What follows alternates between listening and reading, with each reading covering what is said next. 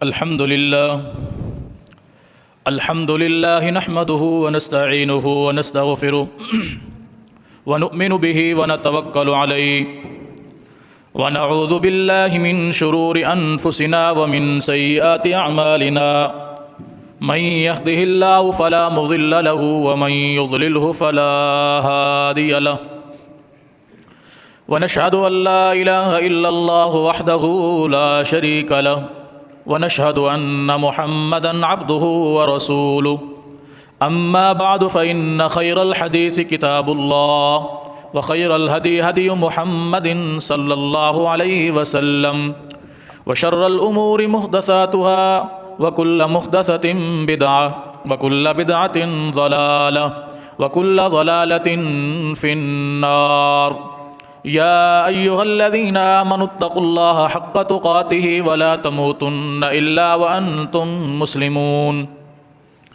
يا أيها الناس اتقوا ربكم الذي خلقكم من نفس واحدة وخلق منها زوجها وبث منهما رجالا كثيرا ونساء واتقوا الله الذي تساءلون به والأرحام إن الله كان عليكم رقيبا يا أيها الذين آمنوا اتقوا الله وقولوا قولا سديدا يصلح لكم أعمالكم ويغفر لكم ذنوبكم ومن يطع الله ورسوله فقد فاز فوزا عظيما أعوذ بالله السميع العليم من الشيطان الرجيم بسم الله الرحمن الرحيم إن الذين آمنوا وعملوا الصالحات كانت لهم جنات الفردوس نزلا خالدين فيها لا يبغون عنها حولا اللهم صل على محمد وعلى آل محمد كما صليت على إبراهيم وعلى آل إبراهيم إنك حميد مجيد اللهم بارك على محمد وعلى آل محمد كما باركت على إبراهيم وعلى آل إبراهيم إنك حميد مجيد رب اشرح لي صدري ويسر لي أمري واحلل عقدة من لساني يفقه قولي رب زدني علما اللهم انفعنا بما علمتنا وعلمنا ما ينفعنا وزدنا علما سبحانك لا علم لنا إلا ما علمتنا إنك أنت العليم الحكيم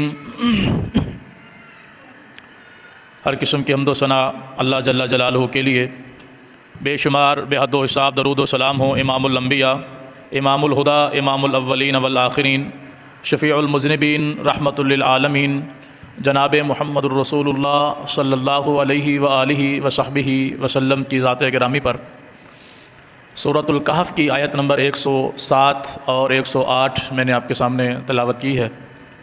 اللہ تعالیٰ اہل ایمان کا اس میں تذکرہ فرما رہا ہے، اور دعا کریں اللہ تعالیٰ ہمیں ان لوگوں میں شامل فرما دے۔ ان دو آیات سے پہلے بھی اللہ رب العالمین نے کچھ لوگوں کا تذکرہ فرمایا ہے۔ فرمایا ایسے لوگ کہ جو یہ سمجھے بیٹھے ہیں کہ ہم لوگ جنت میں داخل ہو جائیں گے اور جیسے مرضی ہم زندگی گزارتے رہیں، جو ہمارا دل چاہے ہم کرتے رہیں، اپنی منشا کے مطابق جسے نیکی سمجھیں جسے گناہ سمجھیں، اپنی منشا کے مطابق جیسے چاہیں زندگی گزاریں اور ہم جنت کے اندر داخل ہو جائیں گے۔ تو فرمایا ان لوگوں نے اپنے آپ کو گمراہی کے اندر ڈالا ہوا ہے۔ جنت کے اندر جانے کا معیار انسان کی اپنی منشا نہیں ہے، بلکہ رب کی رضا اور اس کے احکامات کی پیروی کا نام ہے۔ ان دو آیات سے پہلے آپ پڑھیں گے، یعنی سورۃ الکہف کا آخری رکوع آپ تلاوت کریں گے، افحسب الذین کفروا ان یتخذوا عبادی من دونی اولیاء، کیا اللہ کے منکروں نے، اللہ کے دشمنوں نے یہ سمجھ لیا ہے کہ وہ جنت کے اندر داخل کر دیے جائیں گے، جبکہ وہ اللہ کے علاوہ ان کو پکارتے ہیں جن کا اللہ سے کوئی تعلق نہیں ہے۔ انا اعتدنا جہنم للکافرین نزلا، بے شک ہم نے ان کے لیے جہنم کی مہمانی تیار کر رکھی ہے۔ اللہ ہم سب کو ان سے محفوظ فرمائے۔ فرمایا انہوں نے اپنے آپ کو گمراہی کے اندر ڈالا، اس بات کے باوجود کہ انہیں اس بات کا علم تھا، وہ جانتے تھے کہ جو کچھ ہم کر رہے ہیں یہ صحیح نہیں ہے۔ الذین ضل سعیہم فی الحیات الدنیا وہم یحسبون انہم یحسنون صنعا، ان کی کوششوں نے انہیں گمراہ کر دیا اور وہ اپنی کوششوں کے سبب یہ سمجھا کرتے تھے کہ وہ جو کچھ بھی کر رہے ہیں وہ بالکل ٹھیک کر رہے ہیں. انہم یحسنون صنعا، فرمایا کہ وہ گمان کیا کرتے تھے؟ وہم یحسبون، وہ یہ سمجھتے رہے، وہ یہ گمان کرتے رہے، ان کا اس بات پر دل ٹھکا رہا کہ انہم یحسنون صنعا، جو کچھ بھی وہ کر رہے ہیں بہت اچھا کر رہے ہیں. آج آپ کسی بھی ایسے شخص سے پوچھئے جو قرآن و سنت کی مخالفت کر رہا ہو، جس کے اعمال، جس کا کردار، جس کا اخلاق، جس کے معاملات زندگی قرآن و سنت سے متصادم ہوں، آپ اسے سمجھائیں، قرآن کی طرف دعوت دیں، حدیث کی طرف دعوت دیں، تو وہ آگے سے یہی کہے گا کہ ہم نے اب تک جو بھی اعمال کیے بالکل بہترین کیے، آپ اپنے دین، اپنی دعوت، اپنے معاملے کو اپنے پاس رکھیں. جو کچھ ہم کر رہے ہیں ہمیں پتہ ہے ہم کیا کر رہے ہیں. کیا ہمارے پچھلے آباء و اجداد وہ سب غلط تھے؟ وہ جو کچھ کر رہے تھے وہ صحیح نہیں تھے؟ کیا انہوں نے جو کچھ کیا وہ جو ہے باطل تھا؟ یہ آگے سے جواب ملتا ہے. اور قرآن اس بات کی واضح طور پہ نفی کر چکا ہے کہ آباء و اجداد یا اگلوں کے طریقے پر چلنا اگر کامیابی کی ضمانت ہوتا تو اللہ تعالیٰ ان لوگوں کو کبھی بھی روندہ درگاہ نہ کر دیتا جنہوں نے لمبی لمبی زندگیاں گزاری مگر اللہ کی دشمنی کے اندر گزاری. کامیابی کی ضمانت اللہ کا دین ہے. کسی کی بڑائی، کسی کی بزرگی، کسی کا بڑا پن، کسی کی لمبی عمر، کسی کا کبا چبا دستار، کسی کی بڑی منفعت، گدی یا درگاہ یا کوئی بھی شے کسی انسان کی کامیابی کی ضمانت نہیں ہے. کامیابی کی ضمانت صرف اور صرف اسی شخص کے لیے ہے جو اللہ کے لیے، اللہ کی رضا کو مد نظر رکھتے ہوئے اپنی زندگی کو گزارے گا. ان الذین آمنوا وعملوا الصالحات، بے شک وہ لوگ جو ایمان لائے. صرف ایمان لانا کافی نہیں ہے، کیونکہ اگر صرف ایمان والے ہیں تو اللہ تعالیٰ قرآن کریم کے اندر سورہ یوسف کے اندر ارشاد فرماتا ہے وما یؤمن اکثرهم باللہ الا وهم مشرکون، اللہ پر ایمان لانے والوں کی اکثریت ایمان کے بعد مشرک ہے. تو ایمان اصل کام نہیں ہے کہ صرف ایمان لے آنا بس بات ختم ہو گئی. ایمان صرف اس بات کا اتنا نام نہیں ہے کہ بس میں اللہ کو مانتا ہوں یہ کافی ہے میرے لیے، نہیں، اس کے مطابق چلنا اصل کام ہے. ورنہ قرآن کریم کی اس آیت کا آپ کیا کریں گے، سورہ یوسف کی اس آیت کا کہ وما یؤمن اکثرهم باللہ الا وهم مشرکون، اللہ کے ساتھ ایمان لانے والوں کی اکثریت اللہ کے ساتھ دشمنی کرتی ہے، مشرک ہے، اللہ کے ساتھ شریک ٹھہراتی ہے. کبھی کسی بزرگ کو، کبھی کسی قبر کو، کبھی کسی پتھر کو، کبھی اپنے دل کو، اپنی خواہشات نفس کو، کبھی کسی ذریعے، کبھی کسی ذریعے. اکثریت ایمان والوں کی مشرک ہے. یہ اللہ کا دعویٰ ہے، اور اللہ کا دعویٰ اس سے بڑھ کر سچا نہیں ہو سکتا. ومن اصدق من اللہ حدیثا، بھلا اللہ کی بات سے بڑھ کر کس کی بات سچی ہو سکتی ہے. ومن اصدق من اللہ قیلا، بھلا اللہ کی کہی ہوئی بات سے کس کی بات زیادہ سچی ہو سکتی ہے. اللہ اکبر کبیر.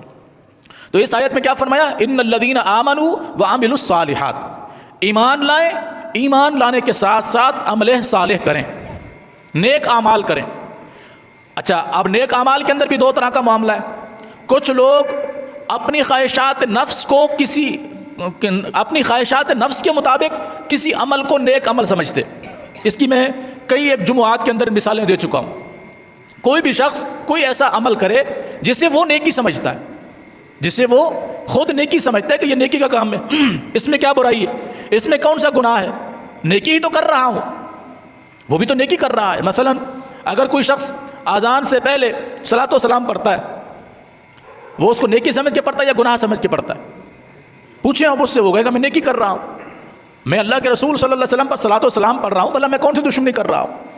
کوئی نماز کوئی اذان کے بعد پڑھتا ہے تب بھی وہ یہی کہہ رہا ہے. کوئی اگر اذان کے اندر اضافہ کرتا ہے، مثلا اشہد ان لا الہ الا اللہ، اشہد ان لا الہ الا اللہ، اشہد ان محمد الرسول اللہ، اشہد ان محمد الرسول اللہ، یہاں تک کہنے کے بعد پھر وہ کہتا ہے اشہد ان امیر المؤمنین و امام المتقین وغیرہ وغیرہ. یہ جو کچھ کر رہا ہے یہ اذان کے اندر اضافہ کرنے کا اپنے آپ کو نیکی سمجھ کے کہہ رہا ہے یا گناہ سمجھ کے کر رہا ہے؟ اس سے پوچھو، وہ کہے گا میں تو حضرت علی رضی اللہ تعالیٰ عنہ کی خلافت کی گواہی دے رہا ہوں، ان کو امیر المومنین کہہ رہا ہوں، متقی کے امام ہے. بالکل کوئی شک نہیں ہے، علی المرتضیٰ رضی اللہ تعالیٰ عنہ مومنوں کے امام ہیں، امیر المومنین ہے، اس میں کوئی شک نہیں ہے. مگر اس بات کا تذکرہ اذان کے اندر کرنا، یہ وہ اپنے آپ کو نیکی سمجھ کے کر رہا ہے یا گناہ سمجھ کے کر رہا ہے؟ نیکی سمجھتا ہے. اور قرآن کریم کے اندر اللہ رب العالمین نے کیا فرمایا؟ وَهُمْ يَحْسَبُونَ أَنَّهُمْ يُحْسِنُونَ صُنْعًا، وہ یہ گمان کرتے ہیں کہ وہ جو کچھ کر رہے ہیں اچھا ہی کر رہے ہیں، برا نہیں ہے اس میں، گناہ اس میں کوئی نہیں ہے، کمی اس میں کوئی نہیں ہے. اگر کوئی شخص مر جاتا ہے مرنے والے کے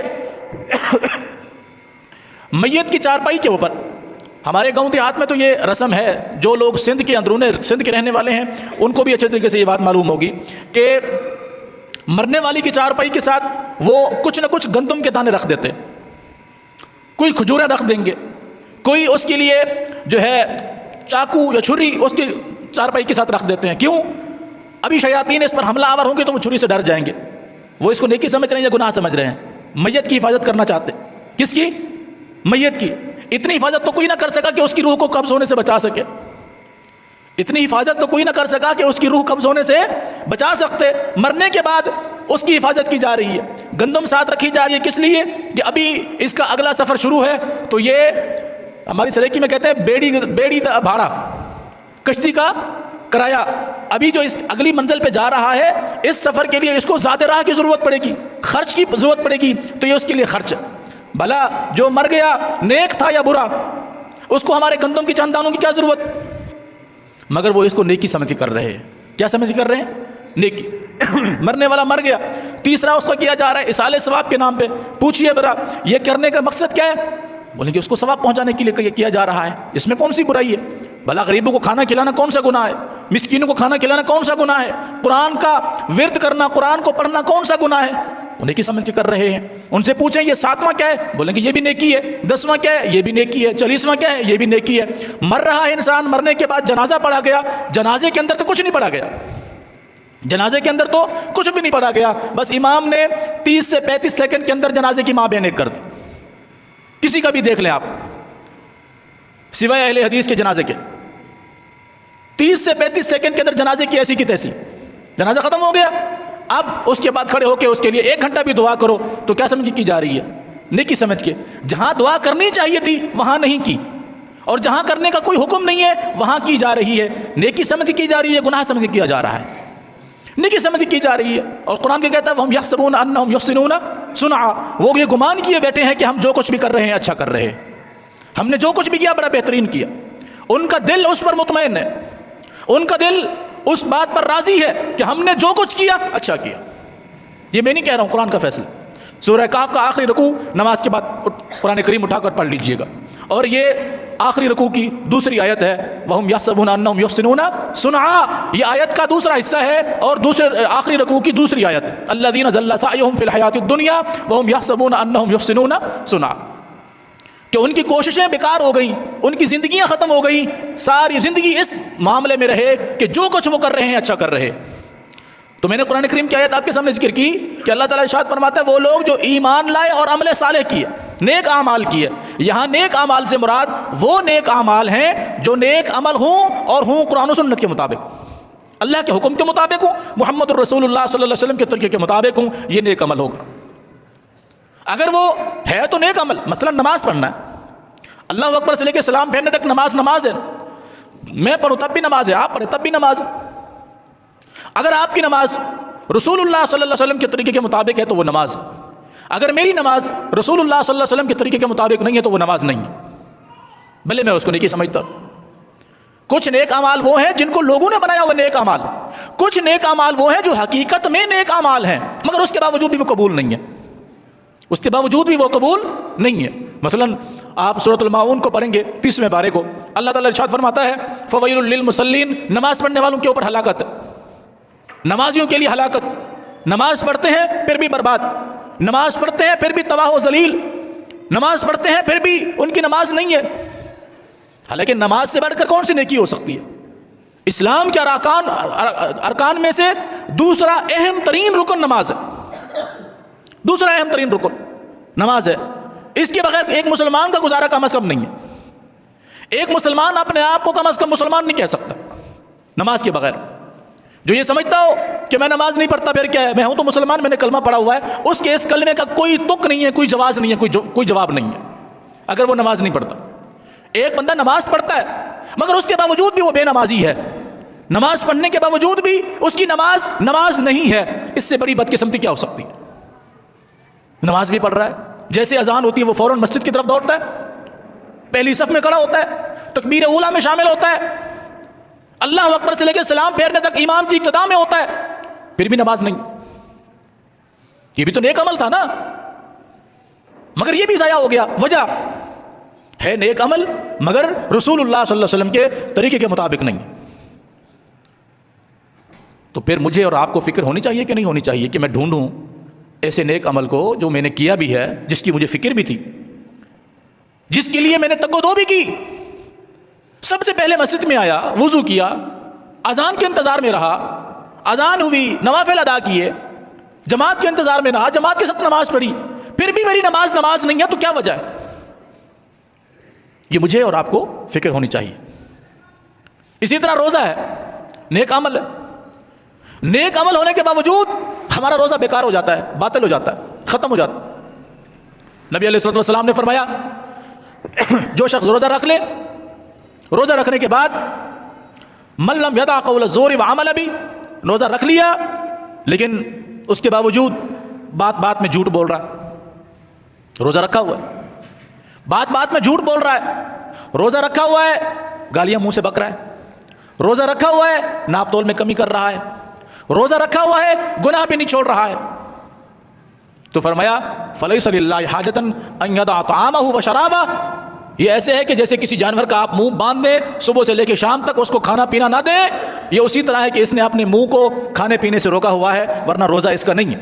اللہ کو اس کی کوئی حاجت نہیں ہے ان یدع طعامہ وشرابہ, کہ اس نے صبح سے لے کے شام تک اپنا کھانا پینا چھوڑا ہوا ہے. اگر یہ روزے دار ہوتا تو اس کو روزے کی اہمیت کا علم ہوتا. نیک عمل ہے, اس کے باوجود وہ ضائع ہو گیا تو کیا ملا؟ اسلام کا تیسرا بڑا رکن روزہ. بعض احادیث میں چوتھا رکن ہے, تیسرا رکن زکوٰۃ بنتی ہے. تو بہرحال اسلام کے ارکان میں سے اہم ترین رکن روزہ. رکھنے کے باوجود انسان اگر روزے دار نہیں ہے, رکھنے کے باوجود وہ روزہ اس کے حق میں گواہی نہیں دینے والا, اس کی مخالفت میں گواہی دینے والا ہے, اس کو کیا ملا؟ روزے دار کو کیا ملا؟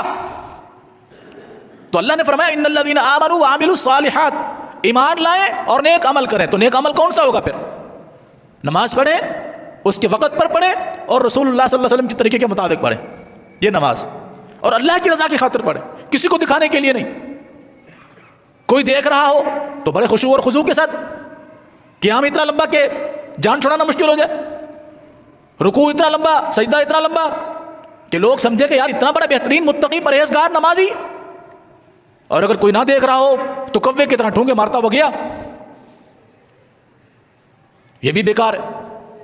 تو اعمال کریں اللہ کی رضا کی خاطر, یعنی اس کے اندر اخلاص شامل ہو. نمبر 2, رسول اللہ صلی اللہ علیہ وسلم کا طریقہ شامل ہو, تب وہ جا کر عمل قابل قبول ہے.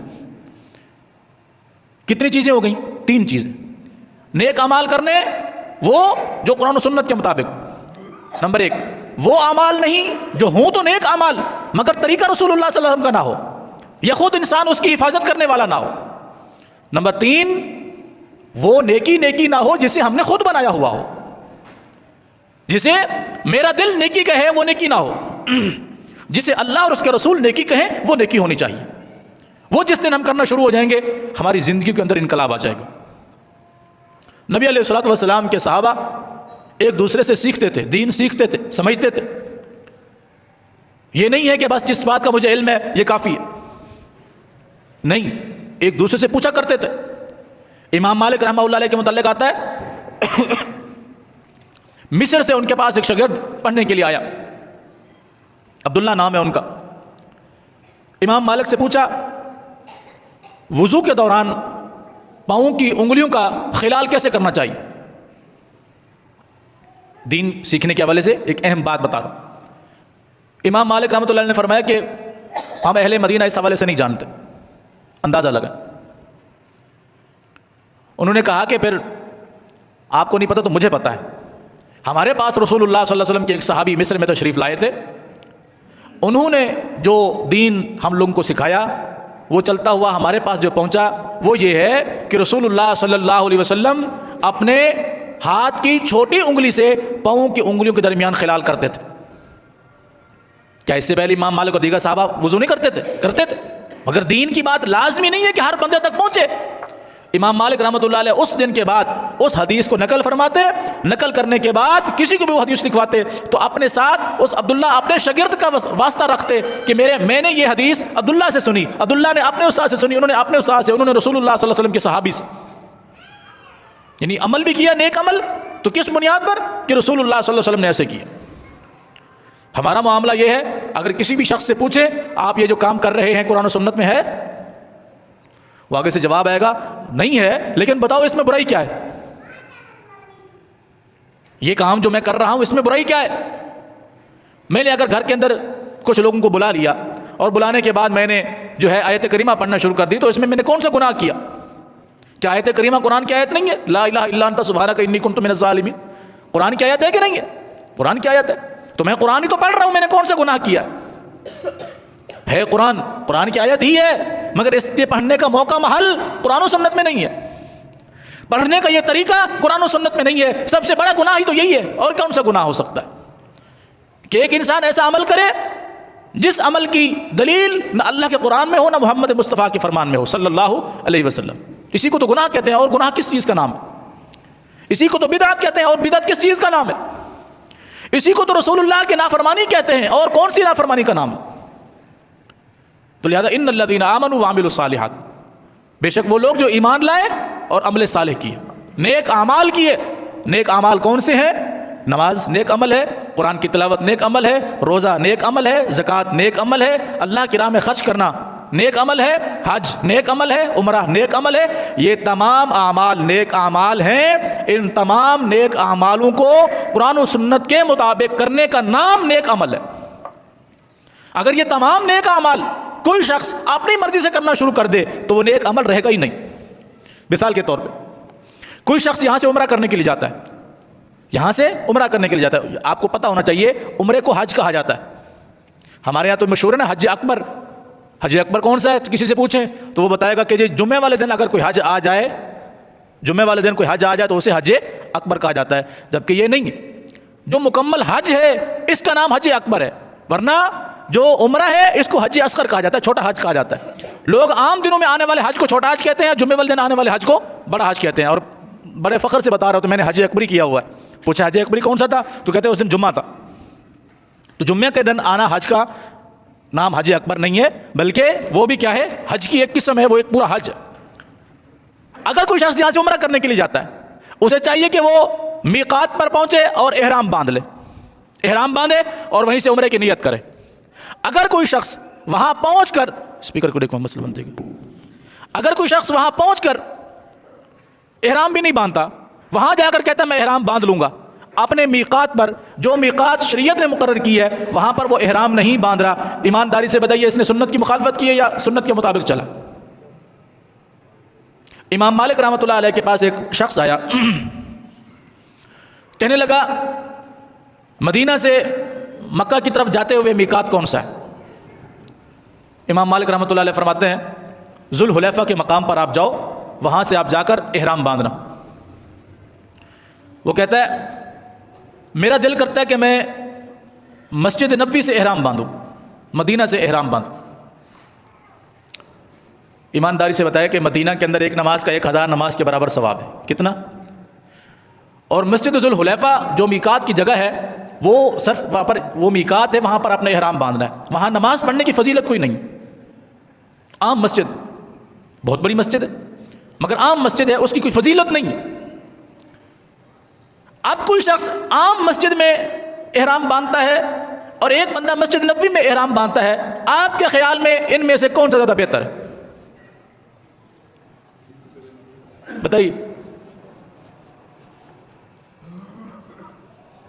مسجد نبی سے احرام بندہ ایک بندہ باندھ رہا ہے اور ایک بندہ ذوالحلیفہ سے جا کر احرام باندھ رہا ہے، ان دونوں میں سے بہتر کون سا ہے؟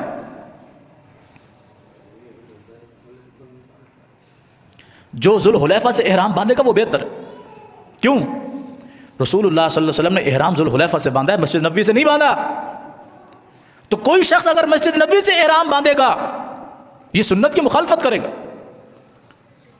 امام مالک رحمۃ اللہ علیہ نے فرمایا کہ تم جا کر ذوالحلیفہ سے احرام باندھو۔ وہ کہنے لگے کیا مسجد نبوی ذوالحلیفہ سے بہتر نہیں ہے؟ تو کہا بالکل بہتر ہے۔ تو کہا اگر میں یہاں سے احرام باندھوں تو کون سی بات ہے؟ امام مالک رحمۃ اللہ علیہ نے فرمایا تم فتنے کے اندر پڑ جاؤ گے، فتنے میں چلے جاؤ گے۔ بھلا عام کسی شخص سے پوچھئے کہ مسجد نبوی سے احرام باندھنا کون سا فتنہ ہے؟ وہ بولے گا یہ دماغ خراب ہو گیا مولوی کا، وہ کہہ رہا ہے مسجد نبوی سے احرام باندھنا فتنہ ہے۔ یا مدینہ سے احرام باندھنا فتنہ ہے؟ امام مالک اس کو فتنہ کہہ رہے ہیں. کیوں کہہ رہے ہیں؟ امام مالک رحمۃ اللہ علیہ فرماتے ہیں فتنہ اس وجہ سے ہے کہ تمہیں تو یہ بات سمجھ میں آ گئی کہ مسجد نبوی سے احرام باندھنے کی فضیلت ہے، رسول اللہ کو سمجھ نہ آئی صلی اللہ علیہ وسلم. رسول اللہ صلی اللہ علیہ وسلم جن کی وجہ سے اس مسجد کو فضیلت ملی، اس مدینہ کو فضیلت ملی، ان کو یہ بات سمجھ نہیں آئی کہ مدینہ سے احرام باندھنا ہے. انہوں نے جا کر ذوالحلیفہ سے احرام باندھا. رسول اللہ صلی اللہ علیہ وسلم نے ذوالحلیفہ سے جا کر احرام باندھا.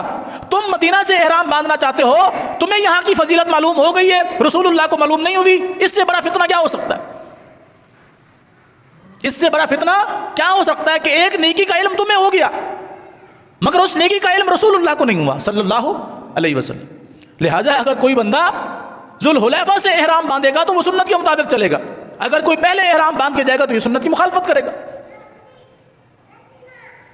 تو میں نے کیا عرض کیا کہ عمرے کے لیے کیا ہوا انسان مگر وہ کر اپنی مرضی رہا ہے. مثلا احرام باندھنے کے بعد نیت ہے اور جب آپ بیت اللہ میں پہنچے تو سب سے پہلے بیت اللہ کا طواف ہے. کوئی شخص وہاں جا کر طواف کرنے کی بجائے صفا مروہ کی سعی کرنا شروع کر دیتا ہے، حالانکہ صفا مروہ کی سعی بھی عمرے کا حصہ ہے. صفا مروہ کی سعی بھی کیا ہے؟ عمرے کا حصہ. اور اس کے بعد بال منڈوانا یہ بھی عمرے کا حصہ ہے. کوئی شخص بیت اللہ کا طواف پہلے نہیں کرتا، پہلے صفا مروہ کی سعی کرتا ہے. کہتا ہے ابھی بیت اللہ میں رش ہے، صفا مروہ میں رش نہیں ہے، میں وہاں کی سعی سے فارغ ہو کر پھر آ کر عمرے کا طواف کر لوں گا. کیا تو اس نے طواف ہے کہ نہیں؟ صفا مروہ کی صحیح کرنی تھی، اس نے پہلے کر لی، تو بتاؤ کون سا گناہ کیا؟ ہر عقل مند کہے گا کہ اس نے سنت کی مخالفت کی. رسول اللہ صلی اللہ علیہ وسلم نے بیت اللہ میں پہنچنے کے بعد سب سے پہلے بیت اللہ کا طواف کیا، سب سے پہلے بیت اللہ کا طواف کیا، پھر 2 رکعت نماز ادا کی، پھر صفا مروہ کی صحیح کی، پھر جا کر اپنے بال منڈوائے. اگر کوئی شخص ایسا کرے گا وہ سنت کے مطابق کرے گا. اگر اپنی مرضی کرے گا کہ احرام اس نے باندھنا ہے میقات سے، وہ جا کر اپنی مرضی کر رہا ہے. پہلے بیت اللہ کا طواف کرنا ہے، وہ پہلے صحیح کر رہا ہے، وہ پہلے نفل ادا کر رہا ہے، یا وہ پہلے بال منڈوا رہا ہے. اس نے سنت کی مخالفت کی کہ نہیں کی؟ نیک عمل ہے، عمرہ نیک عمل ہے، قدم قدم پر اللہ نے نیکی عطا فرمانی ہے، مگر اس کو برباد کر دیا اپنی مرضی کے مطابق کرنے کی وجہ سے.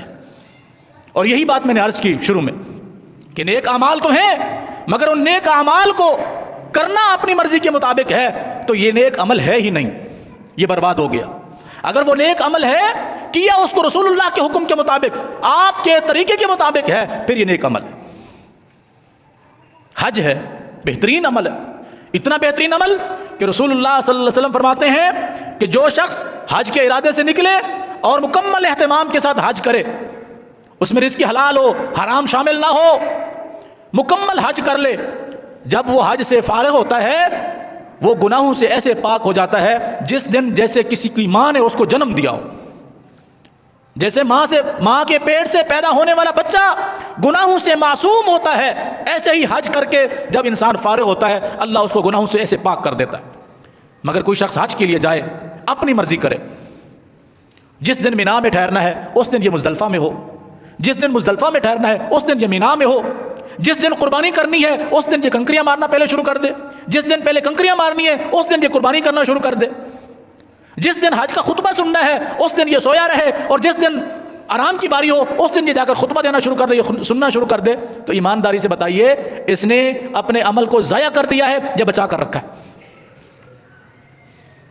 اس لیے میں نے کہا کہ اللہ رب العالمین نے جو ارشاد فرمایا ان الذین آمنوا وعملوا الصالحات، وہ لوگ جو نیک عمل کریں، ایمان لائیں اور نیک اعمال کریں، اللہ نے ان کے لیے جنت کی مہمانی تیار کر رکھی ہے. کانت لہم جنات الفردوس نزلا، ایسے لوگوں کے لیے اللہ نے جنت کے اندر مہمانی تیار کی ہے. اللہ ہمیں وہ نصیب فرمائے. اس کے لیے ضروری ہے میں بھی اور آپ بھی، ہر بندہ اپنی کوشش کرے کہ اس کا ایک ایک عمل قرآن و سنت کے مطابق ہونا چاہیے. وہ نماز ادا کرے تو اسے چاہیے وہ سیکھے کہ میرے پیغمبر صلی اللہ علیہ وسلم نے نماز کیسے ادا کی تھی. کیا جو میں پڑھ رہا ہوں بچپن سے پڑھتا آ رہا ہوں، اپنے بڑوں کو دیکھا، انہوں نے اپنے بڑوں کو دیکھا، کیا یہ طریقہ رسول اللہ صلی اللہ علیہ وسلم کا ہے یا رسول اللہ صلی اللہ علیہ وسلم کا طریقہ کچھ اور ہے؟ میں قربانی کرتا ہوں، ہر سال اللہ توفیق دیتا ہے، میں اپنی مرضی کے مطابق قربانی کرتا ہوں یا رسول اللہ کے حکم کے مطابق کرتا ہوں صلی اللہ علیہ وسلم. میں زکوٰۃ ادا کرتا ہوں تو کیا میں اپنی مرضی کے مطابق کرتا ہوں یا اللہ کے رسول صلی اللہ علیہ وسلم کے طریقے کے مطابق کرتا ہوں؟ میں کوئی بھی نیک عمل کروں وہ میری مرضی کے مطابق ہونا چاہیے یا میرے پیغمبر کی مرضی کے مطابق ہونا چاہیے صلی اللہ علیہ وسلم. میں یہ کیوں نہیں سمجھتا, کیوں نہیں سوچتا؟ میں کئی مرتبہ اس بات کی مثال دے چکا ہوں کہ ہم نے 10 روپے کی چیز خریدنی ہو, 10 روپے کی چیز, اس کے لیے اس سے مشورہ کریں گے, اس سے مشورہ کریں گے, اس سے مشورہ کریں گے. ایک چھوٹی سی مثال لے لیں. اگر ہم نے کوئی پانی کی فٹنگ بھی کرنی ہے, مثال کے طور پہ سمجھانے کے لیے کہہ رہا ہوں, یہ مت سمجھنا کہ ہارڈ ویئر والوں کے ساتھ قاری صاحب کا کوئی کمیشن. پانی کی فٹنگ کرنی ہے, اس وقت کراچی کے اندر کم از کم 10 سے زیادہ کمپنیاں ہیں جو پانی کی فٹنگ بنا رہی ہیں. ایک ساکٹ بھی ہم نے لینی ہو تو 20 روپے کی اگر ملتی ہے تو اس ساکٹ کو میں 4-5 دکانوں سے ڈھونڈتا ہوں, نہیں مجھے فلاں کمپنی کی چاہیے. کیوں؟ جو پہلے کمپنی کے اس کو کیڑے لگے ہوئے ہیں؟ نہیں, کیونکہ میرا دل اس پہ مطمئن ہے, اس کا سولوشن اچھا ہے, اس کی چیز کوالٹی اچھی ہے, فلاں فلاں فلاں. ایسا کرتے ہیں کہ نہیں کرتے؟ 20 روپے کی چیز ہے, 20 روپے کی چیز کے لیے دکاندار سے کہا کہ فلاں کمپنی کی ڈھونڈ کر لاؤ. اس نے ایک ہی ڈبے کے اندر ساری ڈالی ہوئی ہیں, ساکٹیں ایک میں, ٹی ایک میں, ایلبو ایک میں, فلاں. اس کو کہا مجھے اس کمپنی کی ڈھونڈ کے دو. اس نے ڈھونڈ کی دی. کتنے کی چیز تھی؟ 20 روپے کی. 30 روپے کی. 30 روپے کی چیز کے لیے میں نے اس کا دماغ کھایا, اس کو کہا کہ مجھے یہ چیز ڈھونڈ کے دو, کیونکہ مجھے پتا ہے کہ یہ کوالٹی اچھی ہے, یہ چیز اچھی ہے. دین کو اتنا گیا گزرا سمجھا ہوا ہے کہ جو کچھ کہہ دیتا ہے ہم کہتے ہیں آمنا و صدقنا. وہ کہتا ہے ایسے کر لو تب بھی ٹھیک ہے, یہ کہتا ہے ایسے کر لو تب بھی ٹھیک ہے, وہ کہتا ہے نیند کر لو ٹھیک ہے, وہ کہتا ہے جاگ جاؤ ٹھیک ہے, وہ کہتا ہے دن ہے ٹھیک ہے, وہ کہتا ہے رات ہے ٹھیک ہے. کیسے ٹھیک ہے؟ کیوں ہم نے دین کو لاوارث چھوڑ دیا کہ 10 روپے کی چیز کے لیے, 20 روپے کی چیز کے لیے میں نے 10 دکانوں کو کھنگالا, ایک کے پاس نہیں ملا دوسرا, دوسرے کے پاس نہیں ملا تیسرا. دین کے لیے میں نے کہا ملا جانے, مسجد جانے, مدرسہ جانے, ان مولویوں کا کام ایک دوسرے کے ساتھ لڑنا. بس تم جاؤ نماز پڑھ کے آ جایا کرو, تم جاؤ بس روزہ رکھ لیا کرو, ٹھیک ہے جیسے تم کر سکتے ہو کرو. کوئی نماز پڑھ رہا ہے تو کہتا ہے بس پڑھو یار, پڑھو صحیح, جیسے دل کرتا ہے پڑھو. کیوں دل کرتا ہے پڑھو؟ جب پڑھنے آئے ہو اللہ نے کہا پڑھو, اس کے رسول نے کہا ایسے پڑھو جیسے میں نے پڑھ کر دکھایا ہے, جیسے مجھے پڑھتے ہوئے دیکھتے ہو, تو پھر میں کہتا ہوں جیسے مرضی پڑھ لو. یعنی میں دین کو اس قدر لاوارث جانتا ہوں کہ جو جیسے کہے بس ٹھیک ہے. اور 20 روپے کی چیز لینے کے لیے میں نے دکاندار سے کہا کہ مجھے اس کمپنی کی اس کوالٹی کی چاہیے. یہ میری دنیا کو ترجیح ہے اور یہ میری دین کے ساتھ ترجیح ہے. دین کے ساتھ میرا معاملہ کیا ہے؟ جس نے جو کہہ دیا ٹھیک, اہل حدیث نے کہہ دیا تب بھی ٹھیک ہے, دیوبند نے کہہ دیا تب بھی ٹھیک ہے, بریلوی نے کہہ دیا تب بھی ٹھیک ہے, جس نے جو کہہ دیا ٹھیک ہے. میں نے کسی سے نہیں پوچھا حضرت جو آپ بات کر رہے ہو قرآن میں اس کی دلیل ہے, محمد مصطفیٰ صلی اللہ علیہ وسلم کے فرمان میں اس کی دلیل ہے کہ نہیں ہے. بس جس نے جو کہہ دیا ٹھیک ہے. جب جس نے جو کہہ دیا ٹھیک ہے, پھر جو اعمال ہوں گے میں اس کا ذکر پہلے کر چکا ہوں کہ وہم یحسبون انہم یحسنون صنعا.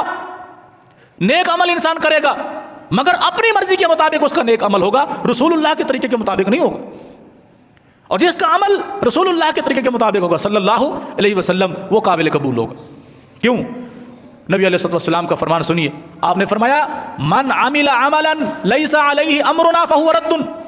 جس شخص نے کوئی ایسا عمل کیا جس پر ہمارا حکم نہیں ہے وہ مردود ہے. وہ نماز ہو, وہ روزہ ہو, وہ حج ہو, وہ عمرہ ہو, وہ زکوٰۃ ہو, وہ کوئی بھی نیک کام ہو, وہ میں کروں آپ کریں, کوئی بھی کرنے والا ہو, کسی مسلک کا, کسی جماعت کا, کسی فرد, امیر غریب, کسی ملک کا, کوئی بھی ہو. من عمل عملا لیس علیہ امرنا فہو رد. کوئی بھی عمل جس پر رسول اللہ کی مہر نہیں ہے صلی اللہ علیہ وسلم, وہ عمل قابل قبول نہیں, وہ کرنے والا کوئی بھی ہو. میں اس خوش فہمی میں رہوں کہ جو کچھ میں نے کیا وہ سنت کے مطابق تھا, جو کچھ آپ نے کیا وہ غلط ہے, یہ میری خوش فہمی ہو سکتی ہے. ہاں اگر میں ڈھونڈوں قرآن و سنت کے اندر مجھے اس عمل کا اصل طریقہ مل جائے, میں اس کے مطابق چلوں, پھر میری کامیابی ہے.